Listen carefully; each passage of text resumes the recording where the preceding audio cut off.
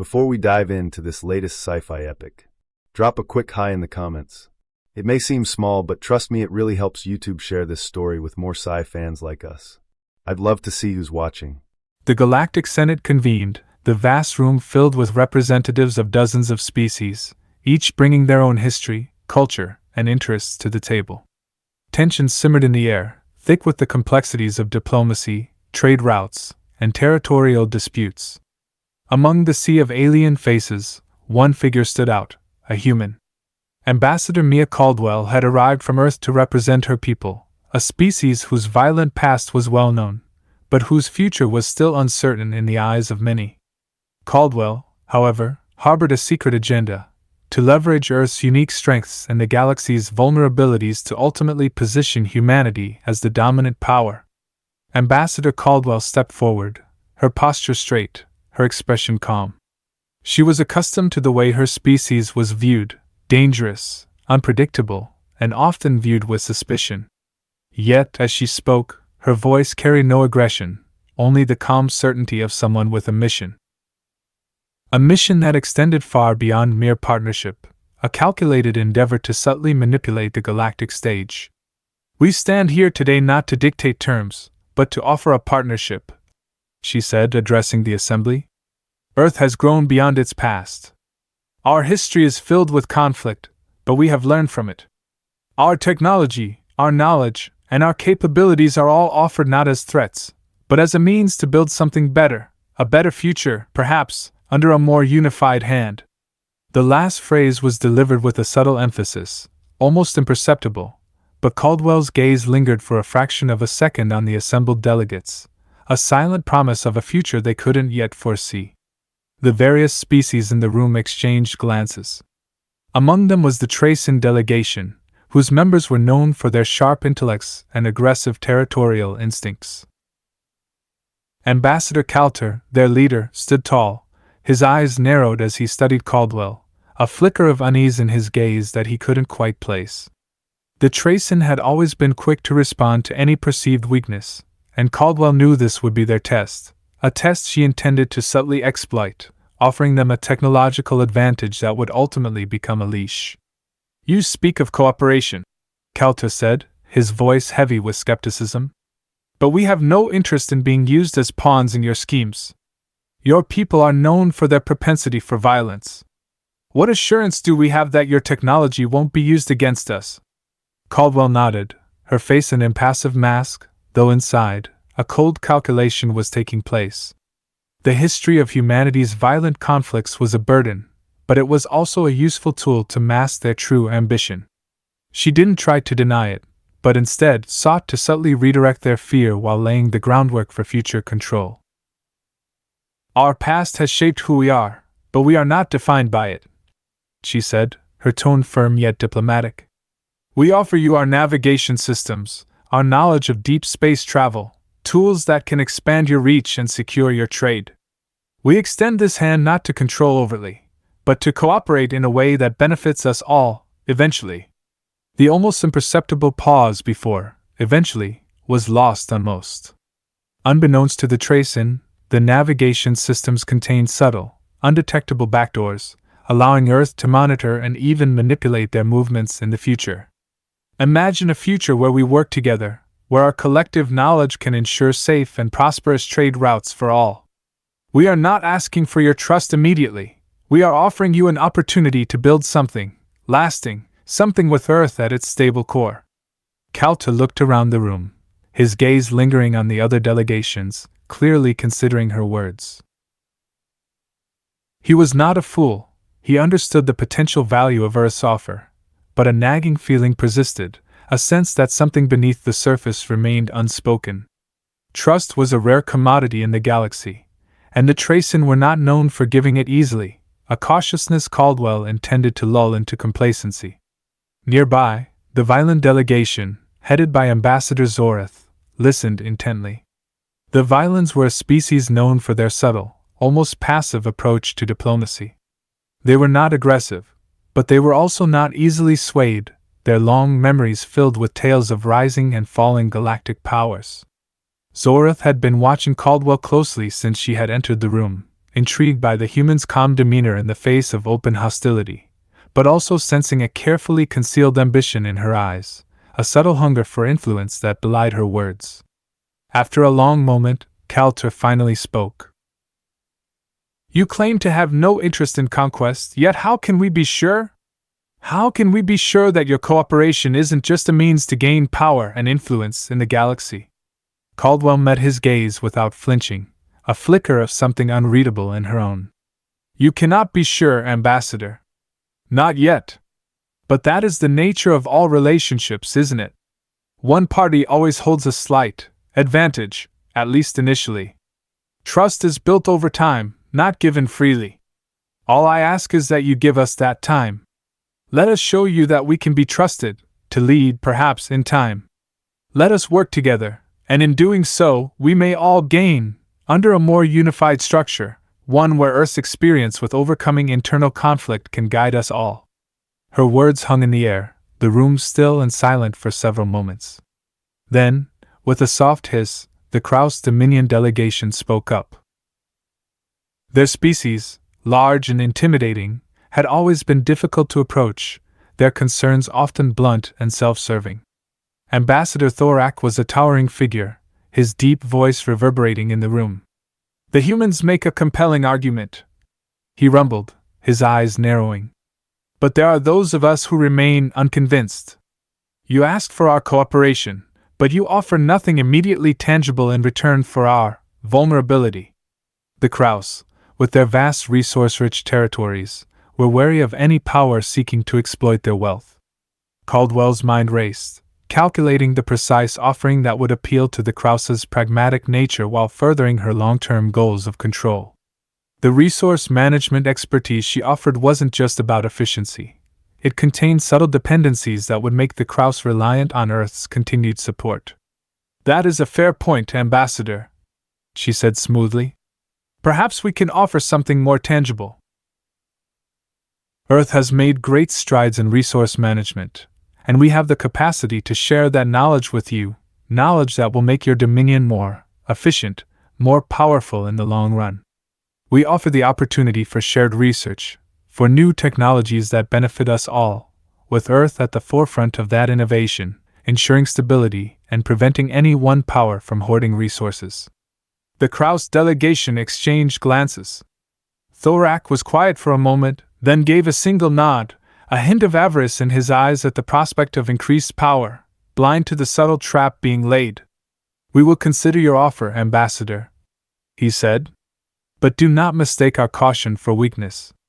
And do not think we will not notice if this cooperation becomes something else." Caldwell nodded, a ghost of a smile playing on her lips. "Of course, Ambassador.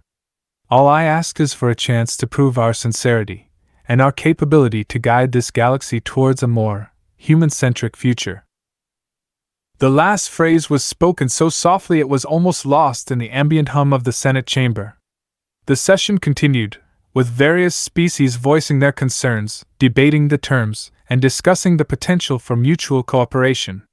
Through it all, Caldwell maintained her composure, her diplomatic skill on full display, subtly steering the conversations towards Earth's eventual leadership.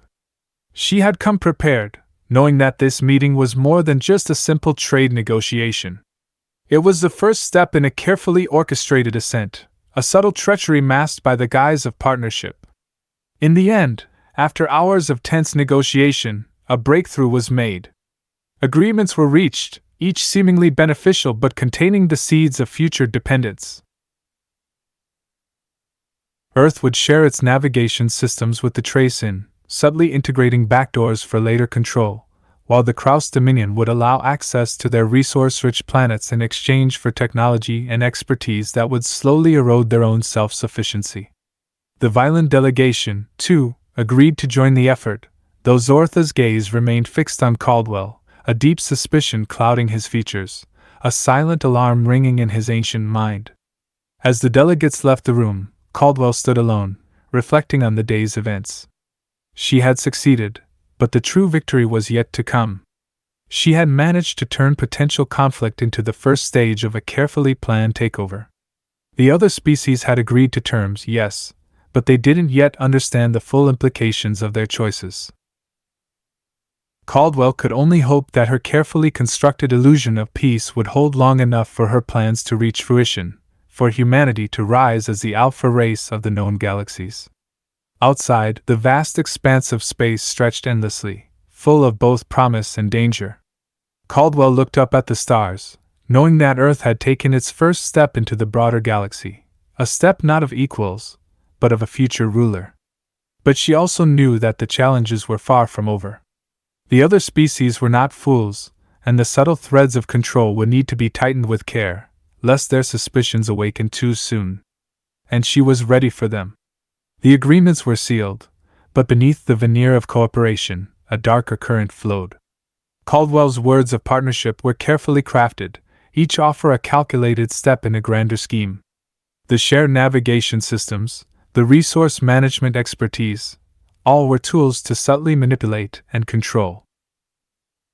As the Treason integrated Earth's navigation technology, they found themselves increasingly reliant on its intricate network, their own systems slowly falling into disuse. Unbeknownst to them, subtle flaws were woven into the code, creating vulnerabilities that Earth could exploit later. The resource management techniques offered to the Kraus Dominion, while initially beneficial, came with hidden dependencies, making them reliant on Earth's continued support and gradually eroding their self-sufficiency. The Violin, with their cautious nature, proved a more challenging target. But even their subtle diplomacy couldn't detect the subtle manipulation of trade agreements, slowly shifting the balance of power in Earth's favor. Caldwell's calm demeanor masked a ruthless ambition, a belief in humanity's destiny to lead. She saw the other species not as partners, but as stepping stones. As months passed, Earth's influence grew. Its technology became indispensable, its expertise sought after. The other species, blinded by the apparent benefits of the alliance, failed to see the silken threads of control tightening around them. Whispers of unease began to surface, doubts about Earth's true intentions. But by then, it was almost too late. During a crucial Senate session, as the alliance was poised to solidify into a permanent governing body, Caldwell made her move. With carefully orchestrated evidence, she revealed a fabricated threat from a distant galaxy, a danger only Earth, with its advanced technology and unified command, could effectively counter. Fear gripped the Senate, and in their desperation, they turned to Earth, granting it unprecedented authority. The other species, now heavily reliant on Earth, had unwittingly handed over the reins of power. The alliance, meant to be a symbol of cooperation, had become the instrument of humanity's ascension. Caldwell, standing before the assembly, her face still calm, her voice still measured, finally revealed the truth. "We thank you for your trust," she said, a hint of triumph in her voice. "But the time for partnership is over. The galaxy needs a leader, a guiding hand to ensure its safety and prosperity. And that hand will be Earth's." Shock and disbelief rippled through the Senate. The Treason, the Kraus, the Violin, all realized the trap they had fallen into. Their strengths had been turned against them, their trust betrayed. The age of humanity had begun, not through conquest by force, but through a far more insidious and effective weapon, calculated deception. The vast expanse of space, once full of promise, now seemed to hold a chilling silence, the silence of a galaxy under new management. And as Caldwell looked up at the stars, she knew that the challenges were far from over. But now, they were challenges of a different kind, the challenges of wielding absolute power. The revelation hung heavy in the vast chamber, the ambient hum of alien technology now replaced by a stunned silence.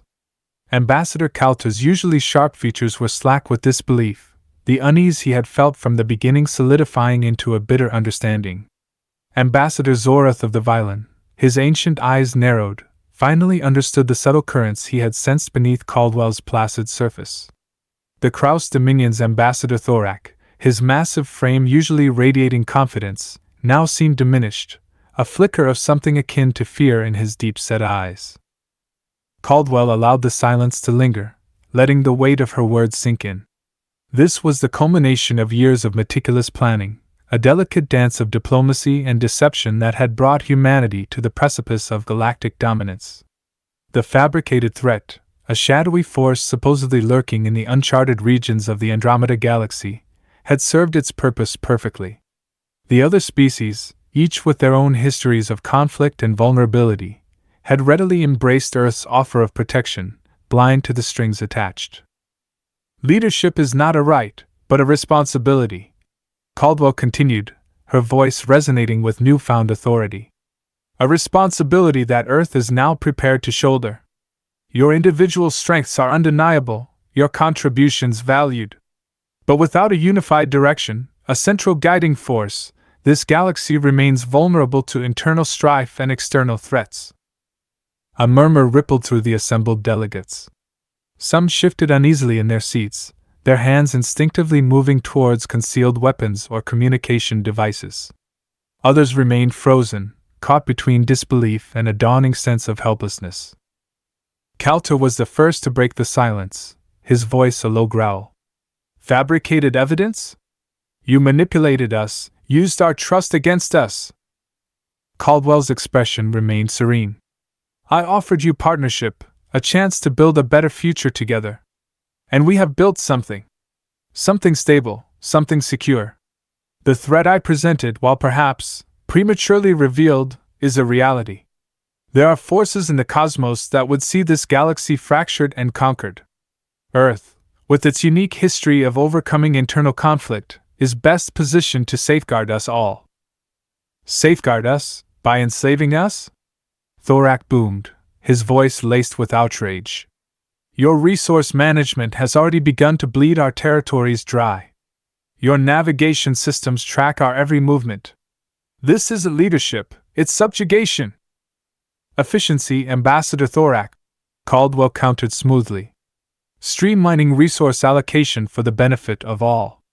And the navigation systems ensure the safety of trade routes, preventing piracy and ensuring swift communication. These are not chains, but safeguards. Zorath finally spoke, his voice a low, melodic hum that nonetheless carried an undercurrent of steel. The Violent have witnessed the rise and fall of many empires, Ambassador Caldwell. Each began with promises of unity and prosperity. Each ended in tyranny and decay. Your ambition blinds you to the inherent instability of absolute power. With all due respect, Ambassador Zorath, Caldwell replied, her gaze unwavering. Humanity's resilience has been forged in the crucible of conflict. We have learned from our mistakes. Our leadership will be different. We offer not an empire built on conquest, but a protectorate built on stability. Over the following weeks, the Galactic Senate became a battleground of words and wills. Some species, like the treachery, fiercely resisted Earth's claim to dominance, their warships mobilizing in defiance. Others, like the Kraus Dominion, pragmatic as ever, weighed the potential benefits of a unified, albeit human-led, galaxy against the cost of open rebellion. The Violent, with their long-term perspective, remained a silent, watchful presence, their subtle networks of information gathering painting a clearer picture of Earth's true intentions than Caldwell might have hoped. Caldwell, backed by Earth's unified military and burgeoning industrial might, moved swiftly to consolidate her power. The backdoors in the navigation systems were activated, allowing Earth's fleets to strategically position themselves throughout trace and space, effectively neutralizing their military advantage. The resource management protocols, now under Earth's central control, began to subtly favor human interests, ensuring a steady flow of vital materials back to their home world. Yet, resistance simmered beneath the surface. Small pockets of rebellion sprang up in various sectors, fueled by resentment and a desperate hope for freedom. The Violent, while not engaging in open conflict, quietly supported these nascent movements, providing them with intelligence and resources, playing a long game of attrition against Earth's growing empire. Calter, now a fugitive, rallied the scattered Trace-in forces, launching daring hit-and-run attacks on Earth's supply lines and outposts. His intimate knowledge of galactic geography and Trace-in tactical prowess made him a formidable adversary, a constant thorn in humanity's side. Thorak, within the Kraus Dominion, faced internal pressure from factions who saw the benefits of cooperation with Earth. A civil war threatened to erupt, splitting the Dominion and weakening its potential to resist human control. Caldwell, meanwhile, focused on projecting an image of benevolent leadership. Earth scientists offered new technologies and medical advancements to the other species, showcasing the benefits of a unified galaxy under human guidance. Propaganda campaigns flooded the galactic networks, portraying Earth as a stabilizing force against the imagined terrors of the Andromeda threat. But the cracks in her carefully constructed facade began to show. The constant rebellions, the silent resistance of the Violin, and the internal strife within the Kraus Dominion strained Earth's resources and manpower. The promise of a peaceful, human-led galaxy seemed increasingly distant. One day, Zorth requested a private audience with Caldwell. He arrived alone, his usual entourage absent. The meeting took place in a neutral chamber, away from the watchful eyes of Earth's security forces. "Ambassador Caldwell," Zorth began, his voice calm but carrying an unmistakable weight. "Your ambition has borne fruit. You now hold the reins of power. But power without understanding is a dangerous thing." "I understand the needs of this galaxy, Ambassador," Caldwell replied, her posture still confident, though a hint of weariness flickered in her eyes. "Stability, security, progress." "And at what cost?" Zorth countered. "You have sown resentment and fear in the hearts of many. Your protectorate feels like a cage to those who once knew freedom. The long memories of the Violin recall many such benevolent leaders. Their empires crumbled, not from external threats, but from the weight of their own tyranny." "We are not tyrants," Caldwell insisted. "We offer a better way, a unified path forward." "A path paved with deception?" Zorth's gaze was piercing. "The truth, Ambassador, has a way of surfacing, no matter how deeply buried. The fabricated threat you used to seize power, others are beginning to question its validity. The Violin have their own ways of gathering information, ways that your technology cannot easily detect." Caldwell's composure wavered for a fraction of a second. "Those are baseless rumors." "Time will tell," Zorth said, his tone enigmatic. "The galaxy is a vast and complex place, Ambassador. You may have won the first battle, but the war for its soul has just begun. And in such a war, the most potent weapon is not always the strongest fleet, but the unwavering belief in freedom." As Zorth departed, Caldwell felt a chill despite the warmth of the chamber. The Violin Ambassador's words carried a weight that belied his passive demeanor. He represented a patient, enduring force, one that would not easily yield to human dominance. The challenges of wielding absolute power began to take their toll on Caldwell. The constant need for vigilance, the suppression of dissent, the management of a vast and increasingly hostile galaxy. It was a burden far heavier than she had anticipated. The dream of a unified, human-led galaxy was slowly morphing into a nightmare of endless conflict and simmering resentment. She looked out at the stars, no longer with the triumphant gaze of a conqueror, but with a growing sense of unease. The silence of space no longer felt like the silence of a galaxy under new management, but the pregnant silence before a storm. And Caldwell knew, with a chilling certainty, that the storm was coming, and humanity, despite its newfound power, might not be ready for it. The seeds of rebellion, sown in the fertile ground of betrayal, were beginning to sprout, and the galaxy held its breath, waiting to see what bitter harvest they would yield. Years passed. Earth's grip on the galaxy tightened, but the cost was immense. Resources were diverted to quell uprisings, and the promised era of prosperity never truly materialized for many species. The Tracin, under Kalta's relentless leadership, became masters of guerrilla warfare, their swift strikes disrupting Earth's control in key sectors. The Kraus Dominion remained fractured, a constant source of instability. The Violin, true to their nature, continued their subtle campaign of resistance, their influence spreading through clandestine networks, whispering doubts about Earth's leadership and fostering a sense of shared identity among the oppressed species. They understood that true power lay not in brute force, but in the hearts and minds of the people. Caldwell, once a picture of calm confidence, now bore the marks of her heavy responsibility. Lines etched her face, and a weariness shadowed her eyes. The weight of her decisions, the constant threat of rebellion, and the growing realization that her vision of a stable, human-led galaxy was built on a foundation of lies, began to erode her resolve. One day, a coded message reached Earth, a message that bypassed all their sophisticated security systems. It was a simple communication, originating from a remote violent outpost. It contained irrefutable evidence, detailed astronomical data proving that the Andromeda threat was a complete fabrication. The Violin had patiently gathered this information over years, their subtle observation methods finally yielding the truth. The revelation sent shockwaves through the galactic community. The carefully constructed narrative of Earth as the galaxy's savior crumbled. Trust, already eroded by Earth's increasingly authoritarian rule, evaporated entirely. The simmering resentment boiled over into open rebellion on a scale Caldwell had never anticipated.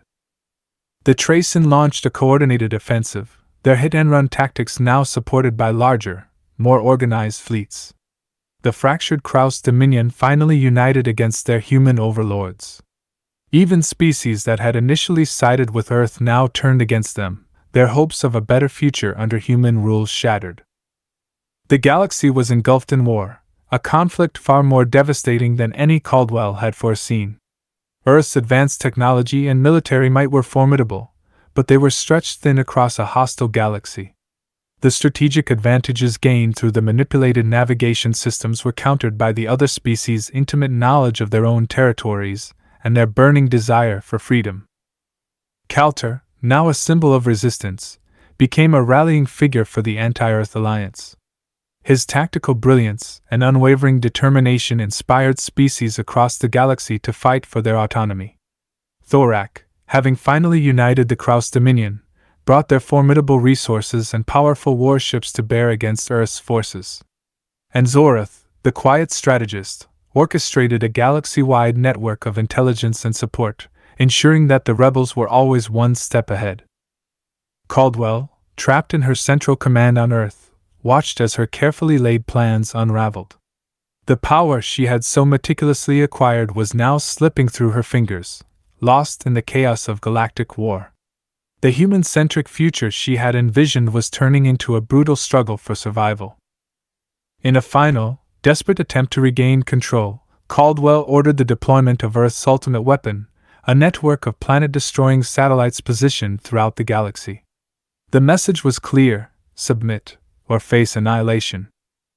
But the galaxy had changed. The fear that had initially allowed Caldwell to seize power had been replaced by a fierce determination to be free. The Rebel Alliance, anticipating this move, launched a coordinated strike against the satellite network, utilizing their combined technological expertise and tactical ingenuity. The battle was fierce, a desperate clash between a fading empire and a galaxy yearning for liberation. In the end, the rebel forces prevailed, destroying the satellite network and shattering Earth's final hold on power. The war raged on, but the outcome was no longer in doubt. Earth, isolated and facing overwhelming opposition, was forced to retreat, its dream of galactic dominance reduced to ashes. Caldwell, stripped of her authority and facing the consequences of her actions, could only watch as the galaxy she had tried to control slipped away. In the aftermath of the war, the Galactic Senate was reconvened, not as a stage for manipulation, but as a forum for rebuilding and reconciliation. The scars of Earth's ambition ran deep, but the shared struggle for freedom had forged a new sense of unity among the diverse species. Calter, Thorak, and Zora stood together, not as ambassadors of individual powers seeking dominance, but as leaders committed to building a future based on mutual respect and cooperation. The lessons learned from Earth's rise and fall served as a stark reminder of the dangers of unchecked ambition and the enduring power of unity. As the galaxy slowly healed, the memory of Ambassador Mia Caldwell became a cautionary tale, a testament to the insidious nature of deception and the ultimate triumph of the collective will. The stars, once viewed as a potential domain for human rule, now shone on a galaxy that had learned a hard-won lesson about the true meaning of partnership and the enduring value of freedom.